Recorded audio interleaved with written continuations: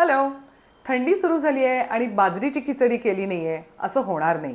पण मी बऱ्याच रेसिपीच्या व्हिडिओजमध्ये बघितलेलं आहे, अगदी सर्रास सांगतात 4 तास 8 तास बाजरी भिजवा आणि फोडणीच टाका. पण ज्यांनी बाजरी आधी हाताळलेली आहे they will agree with me की हे जे ग्रेन आहे त्याला एक्स्ट्रा लव आणि टेक्निक लागतं. म्हणून ही जी बाजरी आहे ती मी 8 तास भिजवली होती. नंतर सावलीत एक 3-4 तासात ती वाळल्यावर पल्स मोडवरती मिक्सरमधनं काढून घेतली आणि अगदी हलक्या हाताने चाळून घेतल्यावर त्याची फोलपटं म्हणजे त्याचं जे एक्सटर्नल शेल आहे ते निघून गेलं. अशी ही बाजरी आपली तयार आहे. पुढची रेसिपी बघूयात. आता इथे सगळी तयारी झालेली आहे. भाज्या मसाले हे तुमच्या आवडीप्रमाणे बदलेल.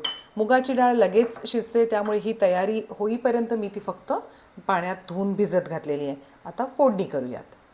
मी इथे पॅन गरम करायला ठेवलं आहे आणि त्याच्यामध्ये थोडंसं तेल घालून घेते.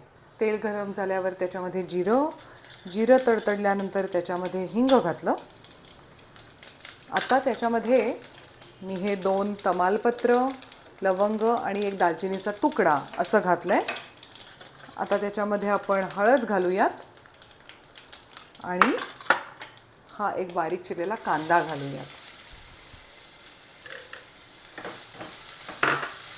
कांदा परतून झाल्यावर त्याच्यामध्ये मी गाजर, मटार, श्रावणघेवडा असं घातलं आहे.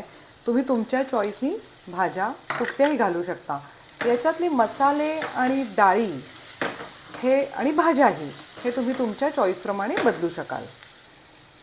भाज्या 1-2 मिनटं परतून झाल्यावर भिजवलेली मुगाची डाळ घालूयात. आता ही जी बाजरी आपण घेतली मगाशी मी दाखवली तुम्हाला तशी बाजरी घालूयात. आता धना जिरा पूड, लाल सुकी मिरची माझ्याकडनं फोडणीत घालायची राहिली पण काही हरकत नाही, तरीही त्याचा तिखटपणा येणारच आहे. आता इथे मी बाजरी आणि डाळीच्या तिप्पट पाणी उकळी आणायला ठेवलेलं होतं. त्याला छान उकळी आली आहे ते आपण ह्याच्यात घालून घेऊ. आता ह्याला छान उकळी आल्यावर ह्याच्यात चवीपुरतं मीठ घालूयात.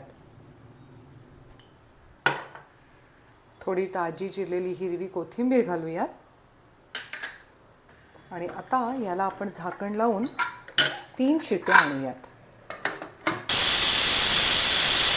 3 शिट्या झाल्या आहेत. आता मी गॅस बंद करते. अशी ही आपली हेल्दी बाजरीची खिचडी तयार आहे. त्याच्यावर मस्तपैकी तुपाची धार, पापड, कढीसुद्धा आपली एक ट्विस्टनी आपण करतो. त्याची लिंक मी तुम्हाला खाली देतेच आहे. भेटूयात भाकरी टू ब्राउनीच्या पुढच्या एपिसोडमध्ये. बाय.